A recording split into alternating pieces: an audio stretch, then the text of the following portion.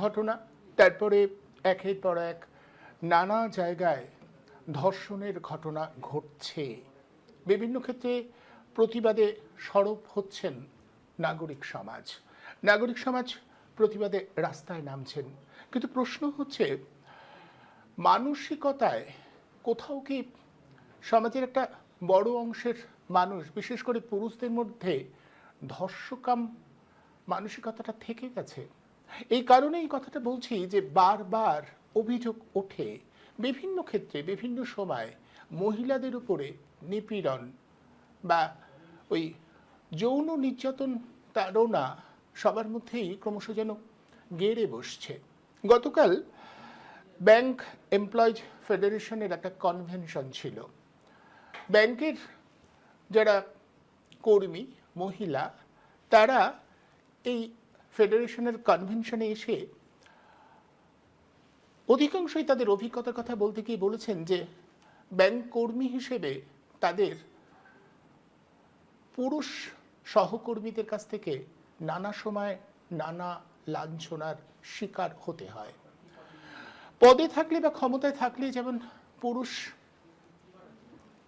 পদাধিকারী মহিলাদের নানাভাবে হেনস্থা করে, তেমনি নানা জায়গায় নানাভাবে এই মানসিকতাটা পুরুষদের মধ্যে কাজ করে যে আসলে মহিলা মানেই ভোগ্যপণ্য, মহিলাদের একটু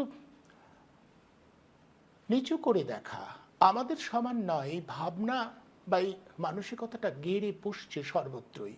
তাই আমাদের মনে হয় মানসিকতার বদল যদি না ঘটাতে পারি, এই মানসিকতার পরিবর্তন যদি না আনতে পারি, তাহলে ওই মাঝে মধ্যে আর্জি করের ঘটনা ঘটবে এবং নাগরিক সমাজ প্রতিবাদ করবে, পথে নামবে, আমরা দেখব যে নাগরিক সমাজ কীরকম প্রতিবাদ করছে।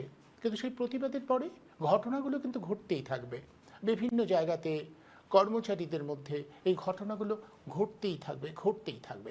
আমাদের তাই বারবার এই প্রশ্নটা করতে হচ্ছে যে ধর্ষকামী মানসিকতার অবসান হবে কবে, এই মানসিকতাটা জন্ম নিচ্ছে কিভাবে, যে সামাজিক পরিমণ্ডল তার মধ্যে এই ধর্ষকামী মানসিকতাটা থেকে যাচ্ছে।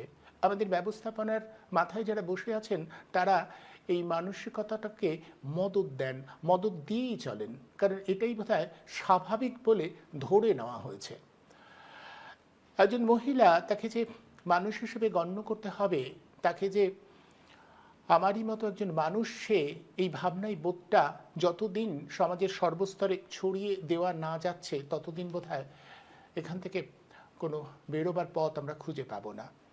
আশ্চর্য হচ্ছে 2013 সালে কর্মক্ষেত্রে যৌন হেনস্থা প্রতিরোধ করবার জন্য প্রত্যেকটা কর্মসংস্থা যেখানে সেখানে একটা কমিটি তৈরি করা হয়েছে, কিন্তু সেই কমিটি সত্যি কি এটা প্রতিরোধের জন্য কাজ করে? অধিকাংশ ক্ষেত্রেই বিভিন্ন জন তাদের অভিজ্ঞতায় বলেছেন যে আসলে এই কমিটিটা গোটা ঘটনাটাকে ধামা চাপা দেবার চেষ্টা করে। কোথাও বোধহয় আমাদের মনে হয় আমাদের ব্যবস্থাপনার চাহিদা সেটা, যে সত্যটাকে সামনে আনার চেয়ে সত্যটাকে কোনোভাবে চাপা দেওয়া, প্রতিষ্ঠানের বদনাম হবে, প্রতিষ্ঠানের উপরে আঁচ আসবে, তার জন্য এই ঘটনাগুলোকে চাপা দেওয়ার একটা প্রয়াস। ওই যে বলছিলাম মানসিকতাটা আসলে ধর্ষকামী মানসিকতা। এই মানসিকতা থেকে বেরিয়ে আসতে না পারলে মানুষকে মানুষ বলে ভাবার দৃষ্টিভঙ্গি তৈরি না হলে এটা চলতেই থাকবে। আইনের জায়গা থাকবে, বিভিন্ন নিয়মকানুন তৈরি হবে, কিন্তু তা সত্ত্বেও চলতেই থাকবে বিভিন্ন জায়গাতে মহিলাদের উপরে পীড়ন নিপীড়ন, এবং মহিলারা যে আমাদের থেকে মাত্রায় ছোট এই ভাবনাটা চলবে সর্বস্তরে। আইন দরকার, কিন্তু দরকার তার চেয়েও বেশি মানসিকতার পরিবর্তনের। আমি ঠিক এই বিষয়টি আজকে আলোচনা করব। আলোচনার জন্য যাদের আমন্ত্রণ জানিয়েছি আসুন তাদের সঙ্গে পরিচয় করিয়ে দিই এবং তাদের অভিজ্ঞতা থেকেই গোটা বিষয়টা বোঝবার চেষ্টা করব। আমি যারা আমার সঙ্গে রয়েছেন তাদের সঙ্গে পরিচয় করিয়ে দিই। আমাদের সঙ্গে রয়েছেন মীরাতুন নাহার, অধ্যাপক ডক্টর মীরাতুন নাহার। প্রসঙ্গত মীরাতুনদি তার অভিজ্ঞতাতেই এরকম একটা কমিটি, যে কমিটি ওই কর্মস্থলে যৌন হেনস্থা প্রতিরোধের কমিটি, সেই কমিটির একজন সদস্য। মীরাতুনদি এর আগেও আমার এই অনুষ্ঠানে বারবার করে এই বিষয়টা নিয়ে বলেছেন। মীরাতুনদিকে আমি আমার এই অনুষ্ঠানে স্বাগত জানাচ্ছি। আমাদের সঙ্গে রয়েছেন সুনন্দিতা দেবনাথ, পেশায় শিক্ষিকা, একই সাথে বিভিন্ন সামাজিক আন্দোলনে থাকেন, সুনন্দিতা। আর আমাদের সঙ্গে রয়েছেন তো একেবারে তরুণ প্রজন্মের গবেষক, গবেষিকা বলবো কি জানি না, গবেষক শব্দটার কোনো লিঙ্গভেদ হয় কি না, এখানেও আমাদের খুব ধন্দ লাগে। গবেষক শুভেচ্ছা সাহা, শুভেচ্ছাকেও আমি আজকের এই অনুষ্ঠানে স্বাগত জানাচ্ছি। আমি আলোচনার অভিমুখ ধরিয়ে দেওয়ার জন্য মীরাতুন্দির কাছেই আসবো। মীরাতুন্দি, যে বিষয়টা নিয়ে আজকে কথা বলতে চাইছি, আপনি বারবার করে এটা বলেন যে আইন নিয়ম কানুন নয়, আসলে মানসিকতার বদল যদি না আসে তাহলে আমরা হয়তো এই পরিমণ্ডলটা থেকে বেরোতে পারবো না। মানে প্রসঙ্গত আমি বলে দিই যে ব্যাংকে চাকরি করেন এমন কর্মীরা অভিযোগ করছেন, অধিকাংশই আজকে বিভিন্ন খবরের কাগজে খবর আছে যে তারা অভিযোগ করছে যে আসলে তাদের নানা সময় হেনস্থার মুখে পড়তে হয় শুধু মহিলা বলেই, এবং তারা ছুটি নিলে, যেমন মাতৃকালীন ছুটি কিংবা মাসে মহিলাদের জন্য ছুটি বরাদ্দ, তা নিয়েও নানাজন নানাভাবে কটাক্ষ করে। আমি বলছি মানসিকতাটা তো এই জায়গায় দাঁড়িয়ে রয়েছে।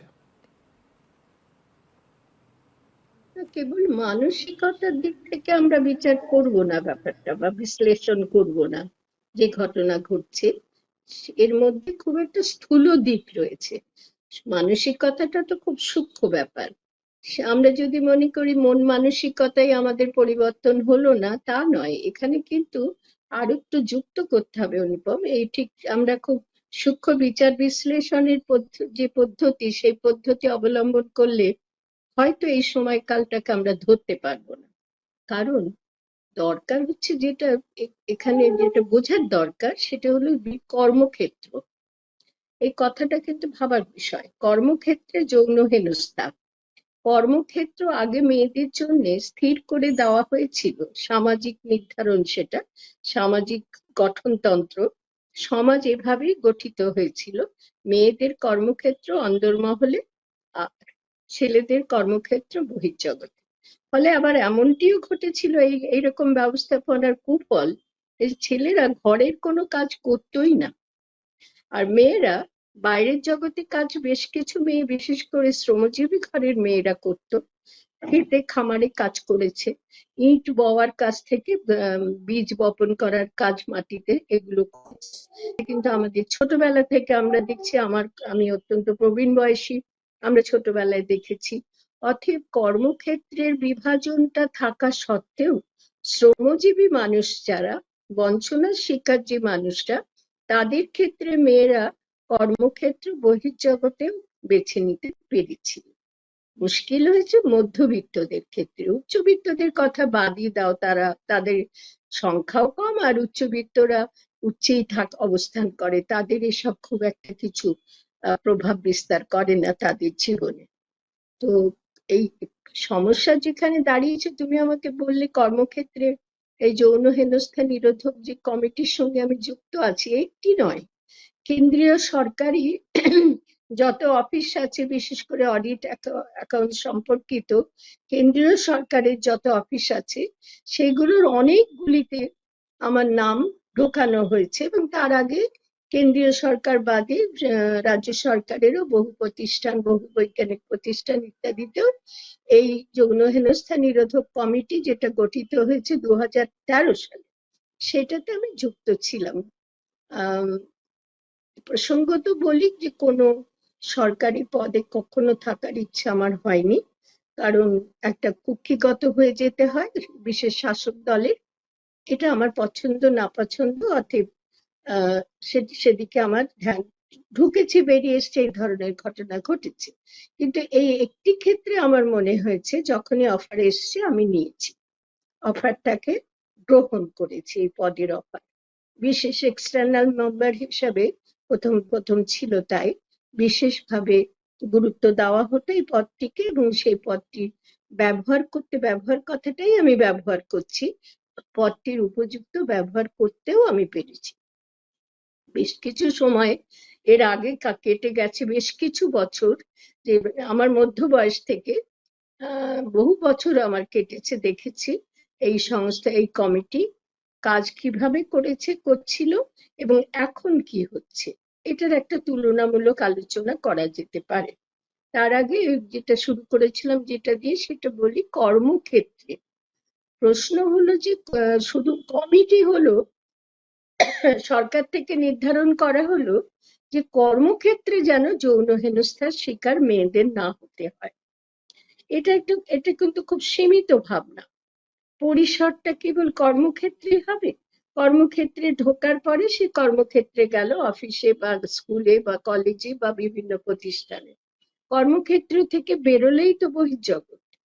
তাহলে শুধুমাত্র কর্মক্ষেত্রে যৌন হেনস্থা, এটার মধ্যে একটা সংকীর্ণ চিন্তা ভাবনা আছে যে মেয়েরা এতদিন তো কর্মক্ষেত্রে আসছিল না, এখন কর্মক্ষেত্রে এসেছে, তাই সমস্যাটা হচ্ছে, স্ত্রী পুরুষের মধ্যে সমস্যা হচ্ছে, এবং সেই সমস্যাটা নিরোধ করার জন্য, প্রতিরোধ করার জন্য কমিটি তৈরি করা হচ্ছে। আমাদের দেশে যেটা সব ক্ষেত্রে হয়, এক্ষেত্রেও অনুপম সেটাই হয়েছে। কমিটির জন্য কমিটি, এটা গঠন করার প্রয়োজন হয়েছে, ক্ষমতা রয়েছে, সরকার গঠন করেছে। এবার সেই কমিটিতে কারা অন্তর্ভুক্ত হচ্ছে, করা হচ্ছে কাদেরকে, তারা ঠিকমতো কাজ করছে কিনা, তাদের এইখানে মানসিকতাটা, কথা তুমি যেটা বলছো সেটা আসবে, তাদের মানসিকতা কিরকম, তারা নিজেরাই লিঙ্গ পরিচয় বিষয়ক যে মানসিকতা বা লিঙ্গ ভিত্তিক যে ধ্যান ধারণা, লিঙ্গের ভিন্নত্ব ভিত্তিক, সেগুলো তাদের নিজেদের কাছে খুব স্বচ্ছ কিনা, সেটা একটা কথা। দ্বিতীয় কথা, তারা যেখানে চাকরি করছে, এটা তো জীবিকা, বিশেষ করে কর্মক্ষেত্র মানে জীবিকা স্থল, বিশেষ এই জীবিকার ক্ষেত্রে তাদের নিজেদের লাভালাভের হিসাবটা তারা ভালো করে কষে নেয়, সেখানেও একটা প্রতিবন্ধকতা তৈরি হয়েছে। এবং ধীরে ধীরে আমি দেখেছি, বহু বছর ধরে আমি যুক্ত আছি, এখনো অন্তত প্রায় গোটা দশেকের কাছাকাছি প্রতিষ্ঠানে যুক্ত। বর্তমান অবস্থাটা বলে শেষ করি, কাজগুলো কিভাবে হচ্ছিল সেটা খুব ছোট করে বলে বর্তমান অবস্থা বলে শেষ করছি এই পর্যায়ে।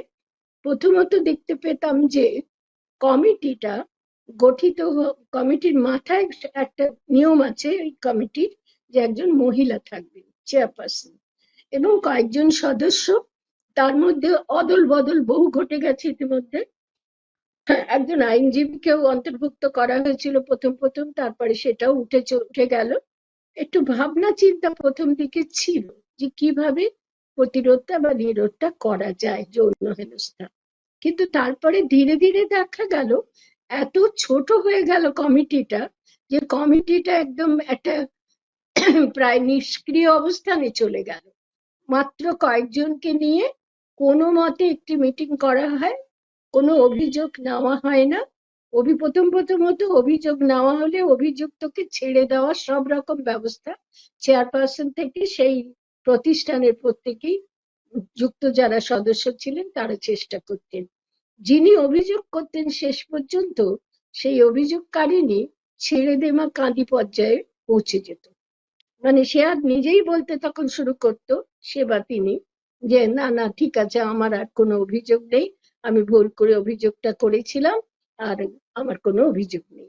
তো ওই ছেড়ে দেমা কেঁদে বাঁচে এই ধরনের করতে করতে করতে করতে আমি এখানে একটু বলে এটা বলেই থামবো, যে আমি প্রতিষ্ঠাটা চালিয়ে যেতাম, যেহেতু আমি ওই প্রতিষ্ঠানের কেউ নয়, আমি এক্সটার্নাল মেম্বার, বাইরে থেকে যাচ্ছি, আমার তো কোনো রকম স্বার্থ সম্পর্ক এখানে থাকে না, কিন্তু আমি একজন মানুষ হিসেবে, যেটার উপর তুমি জোর দিতে চাইছিলে, নিজেকে কখনো আহ কম ক্ষমতা সম্পন্ন মানুষ বলে মনে করিনি, মহিলা হিসেবে জন্মেছি বলে কম ক্ষমতা সম্পন্ন, ক্ষমতা কথাটা ইচ্ছে করে ব্যবহার করছি, কোনো ব্যাপারে এই পুরুষের থেকে কম ক্ষমতা সম্পন্ন বা সামর্থ্য সম্পন্ন মানুষ বলে নিজেকে মনে করি না।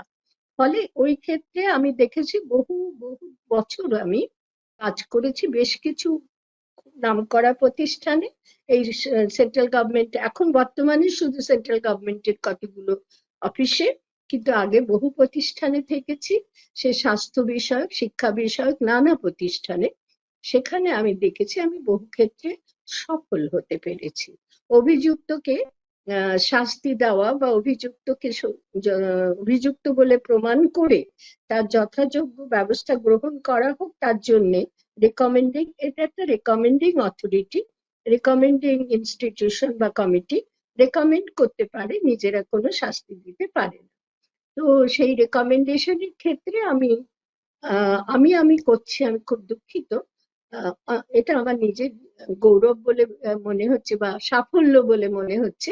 বহু ক্ষেত্রে প্রবল বিরোধিতা, কেউ চায় না যে অভিযুক্ত অভিযুক্ত বলে প্রমাণিত হোক, কারণ সকলেই তো ওইখানকার সদস্য, একজন শুধু আমি বাইরে। তারা এই ভাবনাটা দ্বারা প্ররোচিত থাকতো। আচ্ছা, তারপরে দেখা গেল মীরাতুন্দি, এইটাখানে আপনার কাছে একটু জানতে চাচ্ছি, এই জন্যই কি যে অভিযোগ করে শেষ পর্যন্ত সে বলে যে আমাকে ছেড়ে দেওয়া হোক, আমি আর পারছি, মানে যেহেতু প্রবল বিরোধিতা কমিটির ভিতর থেকেই আসছে, সংস্থার অন্যান্যরাই করছে, এই জন্যই কি ব্যতিব্যস্ত হয়ে পড়ে যে অভিযোগকারী না, বা অভিযোগকারী নিজে? নিয়ম হচ্ছে যিনি অভিযোগ করছেন এবং যিনি অভিযুক্ত দুজনকেই প্রথমে ডাকা হয় কমিটির প্রথম মিটিং, প্রথম যে পর্বটা। ফলে দুজনেরই কথা বলার সুযোগ থাকে। সেখানে প্রথম দিন অভিযোগকারিনী মোটামুটি বলতে পারে যে তার কি অভিযোগ, কার বিরুদ্ধে তো আমরা জানি, তবুও তাদের শোনা হয় কথা। তারপরে ধীরে ধীরে দেখা যায়, দু একদিন পরেই দেখা যায় যে সে ভয় পাচ্ছে। অর্থাৎ আচ্ছা। ওই কমিটি থেকে নয়, বাইরে থেকে তার উপরে চাপ আসে ওই প্রতিষ্ঠানের ভেতর থেকে, কারণ যে অভিযোগ করে সেও তো প্রতিষ্ঠানেরই কর্মী।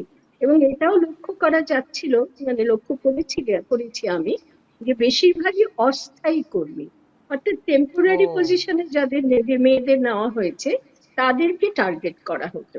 অভিযুক্ত ব্যক্তি বেশ খানিকটা উপরতলার ব্যক্তি তিনি সেই প্রতিষ্ঠানে, অতএব তিনি তার উপরে জবরদস্তি করতে পারতেন, এই যৌন হেনস্থা নামিয়ে আনতেন এই জন্যেই, যেহেতু অস্থায়ী কর্মী, তখনও সে স্থায়ী হয়নি। স্থায়ী হওয়ার আশ্বাস বা সেইভাবে তাকে খানিকটা বশীভূত করা, আর ছাড়িয়ে দেওয়া হবে, স্থায়ী করা হবে না, এই আশঙ্কা, এইসব কারণে অনেক সময় মেয়েরা বলতে পারতো না। যারা সাহস করে বলতে আসতো কমিটি আছে বলে, তারাও শেষ পর্যন্ত পিছিয়ে যেত। এটাই ঘটনা হয়েছে। এবং দেখা যেত যে কমিটির অভ্যন্তরস্থ সদস্যরা, যারা ওই যে প্রতিষ্ঠানে হোক সেই প্রতিষ্ঠানের, তারা কিন্তু কখনোই চাইতো না যে অভিযুক্ত শাস্তি পাক।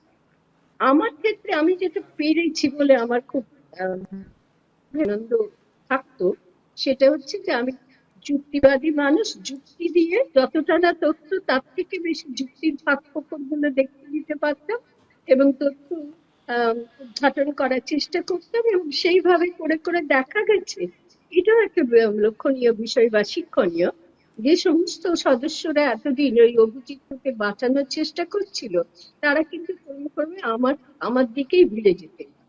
এবং শেষ পর্যন্ত চেয়ারপারসনই মূলত অভিযুক্তকে বাঁচানোর ভূমিকাটা নিত। বাঁচানোর ভূমিকা মানে অভিযুক্ত নয়, এটাই মানে অপরাধী নয় এটা প্রমাণ করার প্রচেষ্টা। হ্যাঁ, এবার শেষ কথা বলি, ধীরে ধীরে দেখা গেল ওই বিভিন্ন প্রতিষ্ঠানগুলো থেকে একটু টার্ম থাকতো, 3 বছরের জন্য নেওয়া হতো ইত্যাদি। সেই টার্ম গুলো পরে আমি বিভিন্ন একটা জায়গায় শেষ হলো তো আর একটা জায়গায় এরকম পেয়েছি এবং থেকেওছি আমি। এখন বর্তমান অবস্থা হচ্ছে আমি কিন্তু সব জায়গা থেকে বাদ। একেবারে শেষ পর্যন্ত, শেষ কয়েকদিন আগের ঘটনা বলছি, একটি খুব বড় প্রতিষ্ঠান, হোমিওপ্যাথি চিকিৎসা সংক্রান্ত, সেই প্রতিষ্ঠানের যিনি প্রধান একজন, তিনি ডিরেক্টর নন কিন্তু তিনি তার বিভাগের প্রধান, তিনি আমাকে চেয়েছিলেন এক্সটার্নাল মেম্বার হিসেবে। আগে ছিলাম, পরে মাঝখানে গ্যাপ, তারপর চেয়েছিলেন, কিন্তু হয়নি, মানে আমাকে নেওয়া হয়নি। তখন তিনি বুদ্ধি করে কি করলেন যে ওদের একটা সেন্সিটাইজেশন প্রোগ্রাম হয়, চেতনা বাড়ানোর। কমিটির কাজ হচ্ছে বছর ধরে স্ত্রী পুরুষ কর্মচারীদের মধ্যে বা অফিস বস ইত্যাদিদের মধ্যে, বিশেষ করে যারা এই সমস্ত কর্মচারীদের মধ্যে সব স্তরে স্ত্রী পুরুষের সম্পর্কিত চেতনা বাড়ানো, যে তারা উভয়ই মানুষ, উভয়ই মনুষ্য জাতির অর্ধেক অর্ধেক ইত্যাদি ইত্যাদি, এই ধরনের ধ্যান ধারণাগুলো দেওয়ার প্রচেষ্টা। তো সেখানে দেখা গেল ওই ভদ্রমহিলা ইনিশিয়েটিভ নিয়ে মাত্র কদিন আগে আমাকে ডাকলেন এবং একমাত্র বক্তা সেন্সিটাইজেশন প্রোগ্রামের হিসেবে বললেন, এবং আমি দেখলাম, খুব ভালো লাগলো। বিশাল বড় হল, পুরুষরাই সকলে শ্রোতা হিসেবে এসেছেন, কারণ সেখানে পুরুষ কর্মী বেশি। যাই হোক, এটা হচ্ছে শেষ ঘটনা আমি যা দেখলাম মাত্র কদিন আগে। কিন্তু পরিকল্পিতভাবে আমাকে প্রত্যেকটি জায়গা থেকে সরানো হচ্ছে। তারপরে যেটা ঘটেছে কেন্দ্রীয় সরকারই অর্থাৎ এক্ষেত্রে রাজ্য সরকারের ভূমিকা আছে বলে আমি মনে করি। আর কেন্দ্রীয় সরকার এখনো পর্যন্ত বহু প্রতিষ্ঠানে আমাকে, বেশ কিছু প্রতিষ্ঠানে, আমি এক গুণে গুনতে বলতে পারছি না, রেখেছে। কিন্তু যেটা দুর্ভাগ্যজনক সেটা হচ্ছে মিটিং আর হয় না, বাড়িতে এসে সই করে নিয়ে যায়। এই এই এই এজেন্ডা ছিল, সেগুলোকে বলে দেওয়া হয়, চেয়ারপারসন আমাকে ফোনে বলে দেয়, এবং এজেন্ডা গুলো সম্পর্কে কোনো মতামত কিছুই না, এগুলো নিয়ে আলোচনা হয়েছে, একটা ফরম্যাট তৈরি করে মিটিং হয়েছে, করে তারিখ সবকিছু, সমস্ত কিছু ফর্মালিটি আমি সই করে দিতে হয় আমাকে। এটা কিন্তু বেশ কয়েক বছরের অভিজ্ঞতা সাম্প্রতিক কালে। তাহলে কি বলবে বলো? তাহলে কি আমরা বুঝে নেব যে যৌন হেনস্থা কর্মক্ষেত্রে বন্ধ হয়ে গেছে, তাই আর প্রয়োজন হচ্ছে না? সেটাই কি বুঝে নেব? আমার অভিজ্ঞতা যা বলছে তা নয়। এটা বলেই শেষ করব। নিয়ন্ত্রণ, যৌন হেনস্থা বিষয়ক ভাবনা মানুষের মন থেকে নিয়ন্ত্রণ করে বের করে দেওয়া হোক। মানুষেরই বলছি আমি, পুরুষের বলছি না।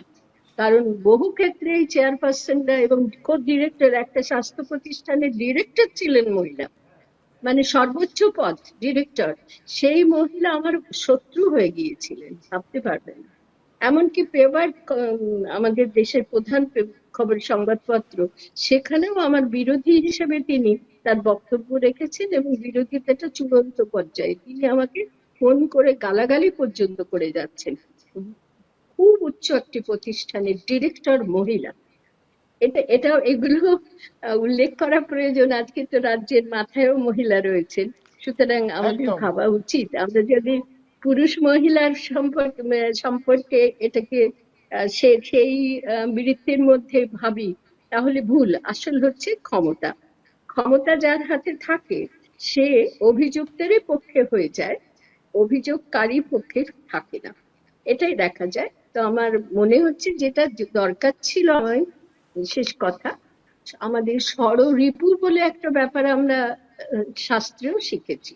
ষড়রিপুর কথা বলা হয়। ষড়রিপু মানে মানুষের, তার মধ্যে প্রথম হচ্ছে কিন্তু কাম। এই কাম, তুমি ধর্ষকামের কথা বলছিলে, কামটা প্রথম ষড়রিপুর প্রথম উদ্ধৃত নাম। এই কামটাকে নিয়ন্ত্রণে রাখতে পারে যাতে মানুষ, সেটাই করার কথা সরকারের পক্ষে। তো সরকার তো নেই, শাসক দলের পক্ষে। উল্টো কি হচ্ছে না, শাসক দলের দরকার ক্ষমতা, শাসক দলের দরকার শাসন ক্ষমতা, গদি। অর্থাৎ নিয়ন্ত্রণ করলে তো তাদের লোকসান, তারা নিয়ন্ত্রণের বদলে ইন্ধন জুগিয়ে যাচ্ছে। তুমি যে ঘটনার কথা বললে, একেবারে প্রতিদিন অব্যাহত গতিতে কাম তাড়িত মানুষের সংখ্যাই বাড়ছে। আমি পুরুষ বলছি না, মানুষের সংখ্যা বাড়ছে, এবং তাদের কামতাড়নাকে নিয়ন্ত্রণ করার বদলে ইন্ধন দেওয়ার প্রচেষ্টাটাই একদম চলছে সর্বত্রই শাসক দলের পক্ষে। এবং সেটার দ্বারা লাভের হিসাব তারা কষছে, লোভের হিসাব তারা কষছে। মানুষের কি হলো না হলো, মানুষ জাতি কত অধঃপতিত হয়ে গেল, অর্ধেক পুরো বিড়ম্বনার মধ্যে পড়ে যাচ্ছে অর্ধেক মানুষ জাতি। দেশের উন্নয়ন কিভাবে হবে অর্ধেক যদি এইভাবে তাদের উপরে কামতাড়িত মানুষদেরকে লেলিয়ে দেওয়া হয়? তাহলে দেশ কি করে উন্নয়নের পথে যাবে? ৭৮ বছরের দেশ, এই প্রশ্ন, এই দেশপ্রেম কারোর মনে আজকে আর নেই, সেটাই দুর্ভাগ্যের। বেশ, আমি আসবো সুনন্দিতার কাছে আসি। সুনন্দিতা, আপনি শুনলেন যে যেভাবে গোটা বিষয়টা সামনে রাখলেন মীরাতুন্দি পরিষ্কার বললেন যে আসলে আমাদের মাথায় যারা বসে রয়েছেন, প্রতিদিন আমাদের এই পরিমণ্ডলে কাম বিষয়টাকে উস্কে দেওয়ার চেষ্টা করা হচ্ছে। আপনারা, আমি জানি, এলাকায় আপনার এলাকায় এবং বিভিন্ন জায়গাতে আপনি আরজি করের ঘটনার প্রতিবাদে পথে নেমেছেন, আন্দোলন সংগঠিত করেছেন। কোথাও মনে হচ্ছে না এই মানসিকতাটা যদি এরকম হয়, যার পাশে হাঁটছে বা যে এই নির্যাতন, মহিলাদের নির্যাতনের বিরুদ্ধে পথে হাঁটছেন, তার মাথায় তো এই ধারণাটাও রয়েছে যে আসলে আমি পুরুষ। এই ভাবনা নিয়ে সত্যি কি কেউ এই ধরনের প্রতিরোধের জায়গায় যেতে পারে? যাওয়া সম্ভব? শোনা যাচ্ছে তো? হ্যাঁ, শোনা যাচ্ছে। হ্যালো। হ্যাঁ। হ্যাঁ। আহ, আসলে এই কর্মক্ষেত্রে যৌন হেনস্থার বিষয়টা আমি দেখলাম সংবাদপত্রে। তো আমি যতগুলো জায়গায় কাজ করেছি সেই জায়গাগুলোতে খুব একটা এরকম অভিজ্ঞতার সম্মুখীন হইনি নিজে ব্যক্তিগতভাবে। তবে সমাজে তো বিষয়টা আছেই, এবং সর্বত্রই আজকে শুধু কর্মক্ষেত্র নয়, মানে কর্মক্ষেত্র বললে পরে জায়গাটাকে খুব ছোট করা হয়ে যায়। মানে সর্বত্রই তো এই প্রবণতা রয়েছে, ছোট শিশুদের সঙ্গে থেকে শুরু করে এমনকি সেই যে ঘটনাটা রানাঘাটের যে একজন খ্রিস্টান মিশনারি একদম। মহিলা, তার সাথে সেই যে ঘটনাটা, অর্থাৎ এই যে ধর্ষকাম মানসিকতা, এটা শিশুকেও ছাড় দেয় না, বৃদ্ধাকেও ছাড় দেয় না, এমনই একটা পরিস্থিতি এবং সমাজে এই জিনিসটা রয়েছে। এবার এগুলোর বহু অভিজ্ঞতা বহুভাবে আমরা ফেস করি। যেমন আজকাল প্রায়ই এই কথাগুলো আমরা অনেকের মুখে, বন্ধু বান্ধবদের মুখে শুনি আমাদের, যে দেখা গেল ফেসবুকে ফ্রেন্ড রিকোয়েস্ট পাঠিয়েছে, সে অ্যাকসেপ্ট করা হয়েছে, তারপরেই হয়তো ইনবক্সে নানান রকমের মেসেজ পাঠানো শুরু হয়ে যায়। তো এইগুলো তো মহিলাদের প্রতি দৃষ্টিভঙ্গিগুলো এইরকমই, যে মহিলা মানে তার সাথে সম্পর্কটা হবে শুধুই যৌনতার তাড়িত। মানে সেখানে দুটি ব্যক্তির মধ্যে যে ব্যক্তিত্বের আদান প্রদান, সমাজ, ভাবনা চিন্তার রাজনীতি, একদম। এগুলো নিয়ে আলোচনার ক্ষেত্র থাকতে পারে, দুটি পুরুষের মধ্যে যেমন থাকে, সেভাবে ভাবাটা প্রায় বেশিরভাগ ক্ষেত্রেই আমি দেখেছি, মানে সত্যিই ভাবে না তারা। এরকম অভিজ্ঞতা আমার খুব একটা হয়নি এই ইনবক্সে, কিন্তু অনেকেরই এই অভিজ্ঞতা আছে, তাদের কাছে শুনেছি। আর সমাজে চলতে গিয়ে তো এই জিনিস সর্বত্র আমরা দেখি, মানে এগুলো খুব মাইক্রো লেভেলে হয়তো মেয়েদের ব্যক্তিগত অনুভূতিগুলো এমন এমন স্তরে আছে যেগুলো সবসময় প্রকাশ করাও খুব কঠিন হয়ে যায়। দেখা যায় মানে মফস্বলে, আমি কর্মক্ষেত্রের বাইরে একটু বেরিয়ে কথাটা বলছি। হ্যাঁ, হুম। কারণ কর্মক্ষেত্রের জায়গাটা আমরা দেখেছি যে একটা সময় বহু চলচ্চিত্রে আমরা দেখেছি যে বেসরকারি সংস্থায় কোনো মহিলা কর্মী তার বসের কাছে কিভাবে যৌন হেনস্থার শিকার হতো। বহু চলচ্চিত্রগুলো আমাদের কিন্তু ছোটবেলায় দেখেছি উঠে আসতো, এবং প্রাইভেট ফার্মে চাকরি করতে মেয়েদেরকে একেবারে এই পরিবারগুলো রাজি, এই ঠিক এই কারণে যে প্রাইভেট ফার্মে চাকরি করলে বসের কাছে সে নির্যাতিত হতে পারে। এইরকম বিষয়গুলো ছিল। আজ জায়গাটা কোনো হয়তো অনেকটাই ভেঙে গেছে, পরিবারগুলো আজকে আর অতটা কনজারভেটিভ নেই, কিন্তু মেয়েদেরকে কিন্তু এগুলো ফেস করেই এগিয়ে যেতে হচ্ছে। মেয়েরা কিন্তু সবসময় নিজেকে একটা তার সাজ পোশাক সবকিছু দিয়ে একটা এমন জায়গায় রাখে, তার গ্রহণযোগ্যতাটা বাড়ানোর চেষ্টা করে, যেটা একটি একটি ছেলের ক্ষেত্রে কিন্তু বিষয়টা ততটা কাজ করে না, যেটা একটি মেয়ের ক্ষেত্রে করে। অর্থাৎ আমি আমার শিক্ষাগত যোগ্যতা বা কর্মদক্ষতা দিয়ে একটা জায়গায় টিকে থাকবো বা উন্নতি করব, তার সঙ্গে অ্যাডিশনাল হচ্ছে আমার সাজ পোশাক, আমার গেটআপ, এই বিষয়টা কিন্তু মেয়েদের ক্ষেত্রে কাজ করে। এটাও তো এক ধরনের ধর্ষকম মানসিকতাকে মানে শিকার মেয়েরা, কারণ এটা না হলে সেই মেয়েটির হয়তো কর্মক্ষেত্রে তার স্থায়িত্ব থাকবে না, বা তার হয়তো উন্নতি হবে না। এই বিষয়গুলো কিন্তু অ্যাডিশনাল মেয়েদের ক্ষেত্রে কাজ করে। এবং যদি আমি কর্মক্ষেত্রের বাইরে যাই, তাহলে তো মানে আমি একটা খুব সাধারণ অভিজ্ঞতা এগুলো, মানে মফস্বলে যদি কারো চলাফেরার অভিজ্ঞতা থাকে, তাহলে দেখা যাবে, মানে আমাদের এই নদিয়া জেলায় তো আমি এটা ভীষণ ভাবে দেখি, যে বাসে কন্ডাক্টররা সেই গ্রামীণ মহিলাদেরকে টেনে টেনে ধরে একেবারে আহ, হাত দিয়ে ধরে টেনে টেনে ঠেলে ঠেলে বাসে তোলে, ফাঁকা বাস টেনে টেনে, যে যাবে যাবে ওঠো ওঠো করে। এবং বাসের মধ্যে গায়ে হাত দিয়ে টিকিট চাওয়া, আপত্তি করলে দেখা যায় মহিলারাই বিরোধিতা করে, যে কি হয়েছে, টিকিট চেয়েছে তো কি করে টিকিট চাইবে। অর্থাৎ মেয়েদের মধ্যে ওই সচেতনতা নেই যে টিকিট চাইতে গেলে গায়ে হাত না দিয়েও তো টিকিট চাওয়া যেতে পারে। কলকাতায় কোনো কন্ডাক্টর কিন্তু গায়ে হাত দেয় না, কোনো কন্ডাক্টর গায়ে হাত দিয়ে টিকিট চায় না, কিন্তু মফস্বলে এই কনসেপ্টটাই নেই যে গায়ে হাত না দিয়ে টিকিট চাওয়া যেতে পারে, ভাড়াটা চাওয়া যেতে পারে, এবং এটার বিরোধিতা করা যাবে না। বিরোধিতা করলে তাকে ওই এক পাশ লোকের মধ্যে তাকে হেনস্থা হতে হবে, তার দৃষ্টি খারাপ, এই বিষয়গুলো কিন্তু রয়েছে। এবং সমাজে সর্বত্র দেখা যাবে, যদি মেয়েদের অবস্থান যদি বলি, মানে শুধু ধর্ষকাম মানসিকতা এটা তো আছেই, মেয়েদেরকে সবসময় তার রূপ বা তার যৌবন এইগুলো দিয়ে তাকে মেজার করা হয়, এগুলো তো রয়েছে। কিন্তু তার সাথে সাথে আমি যদি মেয়েদের সমাজে অবস্থানটা নিয়ে একটু আলোচনা করি, দেখা যাবে যে মেয়েদের কিন্তু একেবারে পুরুষের সমান সমান ভাবে কখনোই দেখা হয় না। আমি আরো খুব সাধারণ উদাহরণ, এগুলো আমি নিজের আমার ব্যক্তিগত অনুভূতি গুলো আছে, আমি তাই মানে সেভাবেই বলছি। দেখা যাবে পরিবারের একজনকে নিমন্ত্রণ করা হবে কোনো একটি বাড়িতে, কোনো অনুষ্ঠান, সামাজিক অনুষ্ঠান, তার ক্যাপাসিটি যা, সে পাশাপাশি প্রতিবেশীদের বাড়িতে একজন করে নিমন্ত্রণ করবে। তা কে নিমন্ত্রিত হবে? না, পরিবারের যিনি পুরুষ কর্তা তিনি নিমন্ত্রিত। অর্থাৎ মানে বাড়ির প্রতিনিধি হচ্ছে পুরুষ। যদি দেখা যায় পাড়ায় কোনো একটু সমস্যা হয়েছে, পাড়াগতভাবে একটা মিটিং হবে, সে মিটিং এ উপস্থিত কে থাকবে? বাড়ির বাড়ির পুরুষ কর্তা। বাড়ির মহিলারও যে সেখানে উপস্থিত থাকতে পারে একেবারেই সেভাবে ভাবা যায় না, ভাবতে পারে না কেউ। রাস্তায় যাদবপুরের মতো জায়গায় একদিন আমি স্টেশন মেন রোডের দিকে আসছিলাম রাতের বেলা, খুব বেশি রাত না, 10টা-5টা হবে। তো একটি দোকানের সামনে একটা গন্ডগোল হচ্ছে, ব্যাপক গন্ডগোল, দোকানের কাজ ভাঙা দেখলাম কিছু একটা। আমি স্বভাবতই দাঁড়িয়ে পড়েছিলাম কি বিষয়টা বোঝার জন্য। তো সরিয়ে দেওয়া হলো, যান যান যান যান, মেয়েরা এখানে কি দরকার মেয়েদের।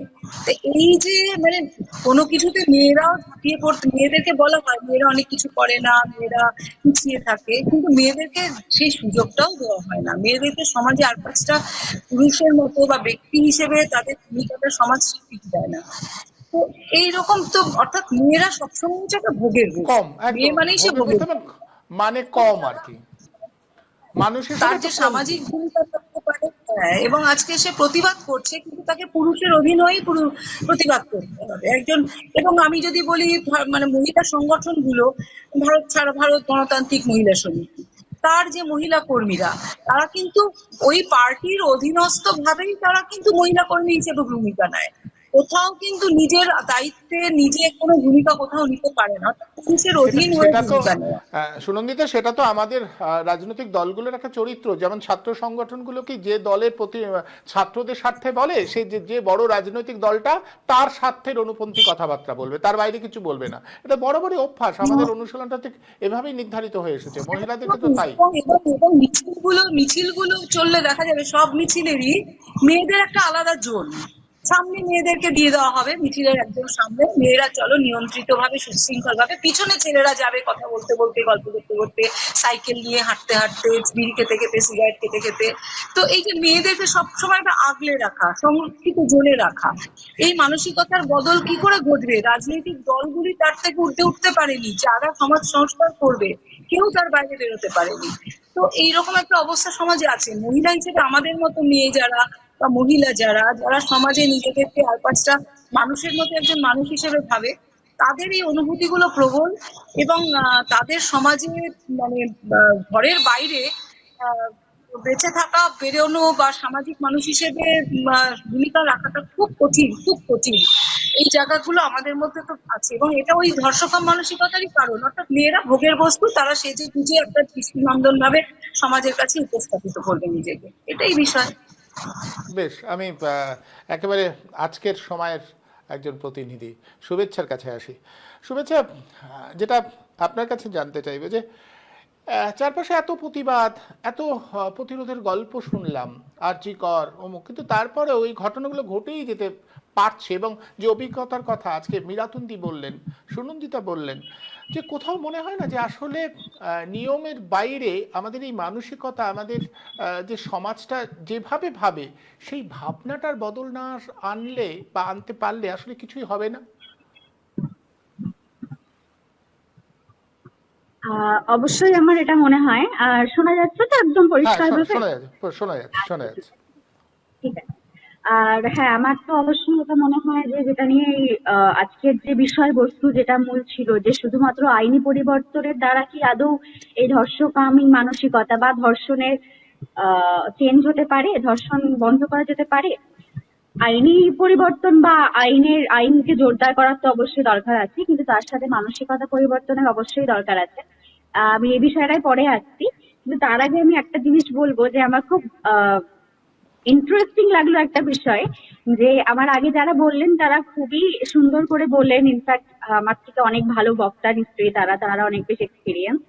কিন্তু আজকের যে মেন বিষয় যেটা ছিল, ইনফ্যাক্ট আমি দেখতে পাচ্ছি ওপরে যে লাইনটা রয়েছে, ধর্ষকামী মানসিকতার অবসান কবে, কিন্তু ওনাদের কথায় আমার বেশিটা মনে হলো যে ওনারা তাদের এক্সপিরিয়েন্স, ধর্ষকামী মানসিকতার এক্সপিরিয়েন্সটা নিয়ে বেশি কথা বললেন।